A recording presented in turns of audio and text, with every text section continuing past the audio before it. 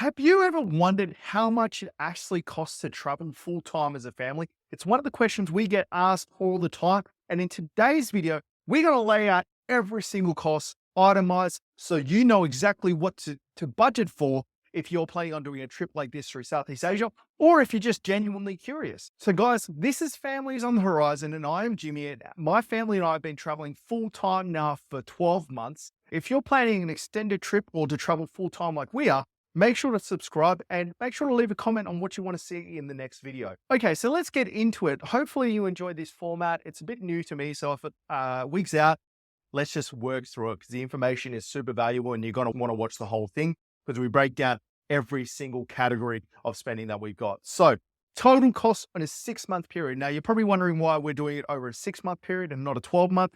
It's just because we're still working through the data of the last 6 months, but we do have every single thing cataloged for the previous 6 months. So we can work out the 6-month cost and then extrapolate that out to a 12-month cost. So let's do that. So this total cost over a 6-month period to travel full time as a family like we do through Southeast Asia is $27,435.56.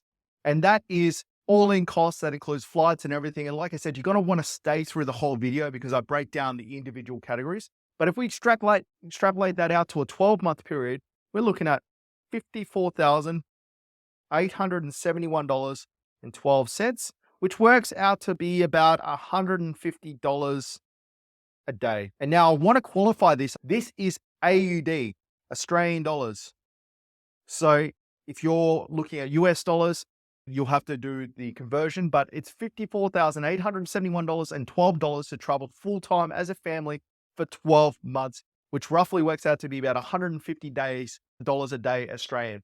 Now, the way we travel, I would like to say that we're average travelers. We don't really skimp out, but we also don't go and spend money on expensive tours and eat out at expensive restaurants. We invest in experiences, but we also eat at street vendors and things like that. So I would say we are the median.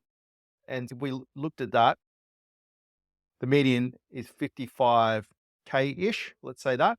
That's the median cost that most people will experience if they travel like we do. Go and check out the Mitches on the Horizon channel if you want to see the way we travel. But like I said, we don't travel extravagantly. We don't eat out at fancy restaurants. We just eat out at local restaurants and a couple of Western restaurants. And then the tours and stuff, we do a lot of self-guided stuff, but we do a lot of tours, physical tours. Now, so let's say you don't hypothetically want to do as much or you're trying to make your budget go further. I think the low end of this budget would be something like 40 to 45K Australian. I think is actually a pretty good low mark. That's basically just not eating out as much. That's eating in a fair bit more and not doing as many tours. And then we obviously have the high end. And I think this would be cover most families' expenses is 80K. I think 80K is like the high end. That's you eating out all the time. That's doing expensive tours. That's doing the whole gamut. That's like not skipping a beat. I honestly think a family of 4 would actually struggle to spend more than 80K in a year. But that's just only part of the tale, right? We want to actually look at the physical expenses here and what did we spend money on. So the first thing we're going to start with is miscellaneous costs. Now, this is things like posting items back to Australia, and I'll talk a little bit about that in a sec. So posting items back to Australia. This is things like printing, because we do homeschool our boys and we do a fair bit of printing. This is things like medications. This is things like haircuts, things like washing, phone credit and internet credit, things like visas are on there as well. That's the kind of miscellaneous costs. And it's one of the costs that we didn't actually realize was going to be so much until we started traveling, because how are you supposed to know this stuff? Those are the kinds of miscellaneous costs we came across when we were traveling and over a 12-month period. Okay, so if we were to look at those miscellaneous costs, it worked out to be roughly $3,656 Australian for the 12-month period. And surprising how that kind of cost adds up. Things like medications, things like sending posts back to Australia. We did that twice. And it's hundreds of dollars at a time. Haircuts, all 4 of us need haircuts at times. And the washing, the phone credit, all adds up. Visas.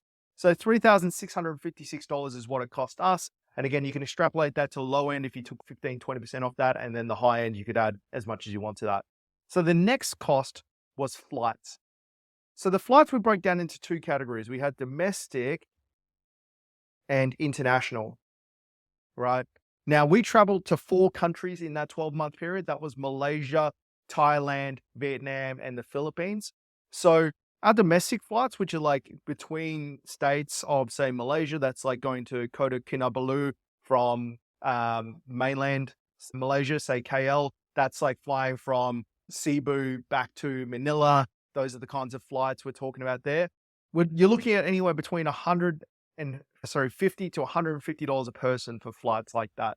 And then your international flights, you're looking at roughly $250 to $400 a person for international flights. And for us, with 4 countries, it cost us $4,539.50 for traveling as a family of 4 with 2 adults and 2 kids. And that was to 4 countries.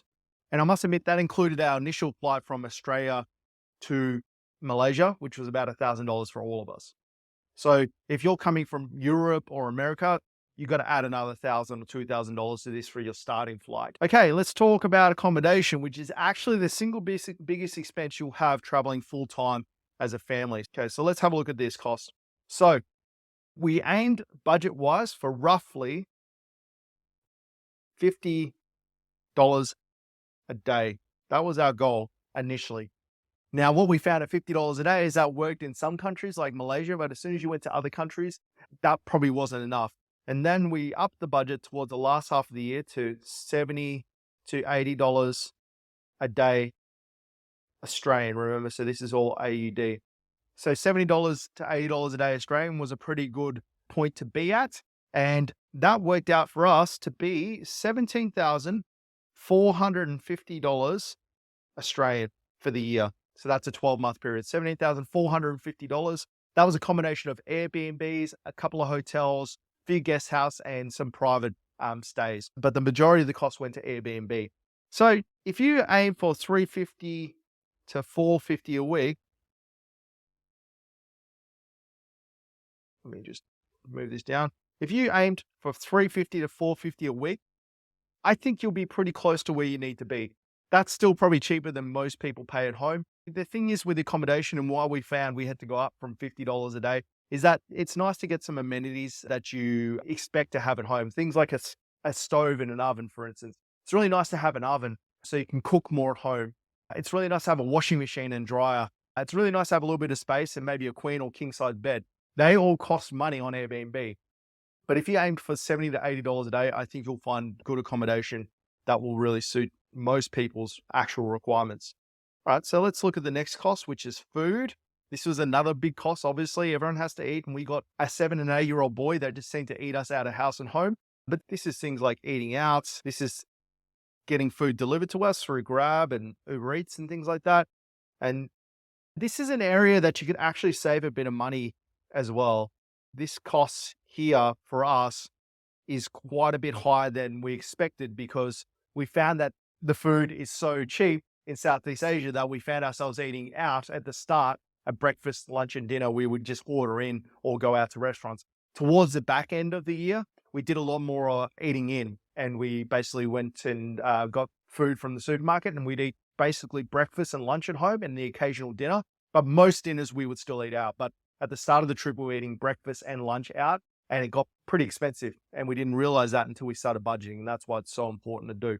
And that cost was $12,138.70 Australian. Like I said, this is just eating out. Doesn't include shopping, which works out to be about $32 a day as a cost. So that's a rough indication. Like I said, if you have pretty extravagant tastes and you want to eat out of fancy restaurants, we didn't do any of that. We just basically ate at local restaurants and street stalls and stuff like that. You could easily spend $20,000 in a year eating out, because it will be closer to what you would expect to pay in a country like Australia. So let's talk about gym and activities here. This is things like the gym, obviously, gym memberships, short-term memberships when we go to places. This was a science camp we did with the boys, and just general activities we would do with them. So if we went out on an excursion to a museum and stuff, that's included in this kind of thing.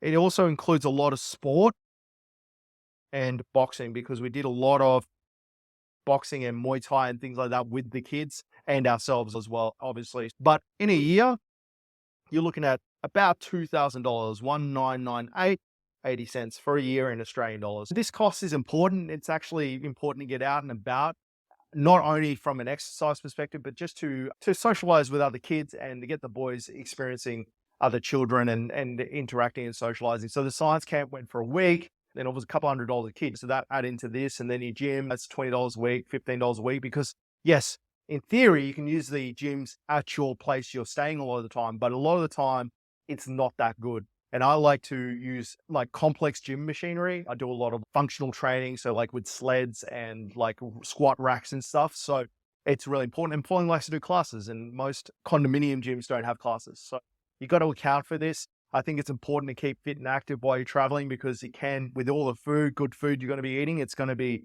you got to work out a way to keep the fat off, and exercise is obviously a good way of doing that. Okay, so we have shopping here. So this is things like our day-to-day groceries. Like I said, at the start of the year, I spelled that wrong. At the start of the year, we weren't doing much shopping at all at grocery stores. And then towards the end of the year, we did a lot more shopping and doing breakfast and lunch. So this came into it. Mr. DIY, which is a hardware store. Sometimes you got to buy an extension lead. Sometimes you got to buy a light globe, just bits and pieces. It's just a hardware store. Miscellaneous games. So we would buy like board games and travel games and stuff. So that adds to that. Clothes was a big one we didn't expect. We bought a lot of clothes before we left, but then the kids would wreck their clothes. I would trash a pair of pants or shorts, things like that. So this is just general shopping. Anytime we went into a mall, basically, and spent money. And we were looking at $784.82 for that, which is roughly $15 a day for that side of it. So if you just budgeted $15 a day as a cost for just miscellaneous stuff, and you budgeted for that, I think you'd be pretty close to what it would need to be. All right, let's have a look at the next one here, which is sightseeing. Okay, so I want to qualify. We did a lot of sightseeing. We didn't really skip a beat. We were going out and going to theme parks and adventure parks. Now, I want to say the reason our sightseeing cost is probably lower than a lot of people's is because we didn't do a lot of tours. We just did a lot of sightseeing ourselves, went and hired a car and drove out to a place and like manually did it ourselves without a tour guide. I think if you were doing tours, this cost would increase a lot. But this is somewhere you could save money as well, because if we went to a lot of theme parks, which are expensive, we went to a lot of adventures, like caving adventures and obviously in the jungle and stuff. If you weren't doing things like that, you could save a lot of money here. You could halve this easily. And like I said, when we did go out and see sites, we would hire cars and do it that way. We keep it quite reasonably priced. And it ended up costing us $5,202.80 for the year. That's in Australian dollars to sightsee. I think if you were going to do tours that are like $100 a person, this could easily be 10, 15, 20,000. Could be one of your biggest expenses. For us, we were happy to organize this stuff beforehand so that we could save a bit of money on sightseeing. Okay, let's talk about the next one here, which is transport. So transport's an interesting one because it's a bit of a dark horse when it comes to expenses. A lot of people don't realize how expensive it is to get around when you don't have a car. So this is things like hire cars, obviously, and bikes, hire bikes, grabs. So when you don't have a car and there's no public transport, like in the Philippines, you have to catch taxis and grabs and Ubers. This is like transfers, so like airport transfers and transfers to places we couldn't get to if we didn't have a car, and public transport. Now, of all the costs that we have, this one surprised me a lot. I didn't think we spent this much until we actually did the research. And that actually cost us $4,044.90, which to me was a lot. But when you think about it, if you don't have the cost of a car, you still have to get around. You still have to get to all of these adventures and things like that. And I think what would happen is if you didn't have, if you were doing more tours, this cost would go down, but your tour costs would go up a lot. So we would, like, say, for instance, we went out to a cave, we would just hire a car and drive out to it for $20, $30, as opposed to going a guided tour, which would cost $100 a person, sort of thing. So that's why it's more, but it would probably be cheaper than booking tours per person, the guided, where all of that stuff is included. Okay, so that was the cost of traveling full-time through Southeast Asia for a year. So as you can see, if we go back to the start here, it's actually quite reasonable when you think about it. $54,871.12 Australian. The average Australian income for a family of four is $90,000. So for about half the price of what you would need to live in Australia, you can live a pretty awesome life in Southeast Asia. And like I said, we're middle of the road. If you really wanted to cut corners and maybe not travel as much, maybe use public transport more, maybe eat in more as opposed to eating out, you could easily get that down to 45,000, which would be half of what you would need to live in Australia. And I think that's pretty reasonable. So yeah, I'd love to hear your thoughts and comments on this. If you travel full time yourself, how does this cost line up with how you travel? Let us know. Let us know if there's any other videos you would like us to do. And of course, make sure to subscribe if you haven't yet, because we do videos like this all the time. But hopefully this has been helpful and it has inspired you to start traveling. We look forward to seeing you on the road. So I'm Jimmy, and I'll catch you all on the horizon.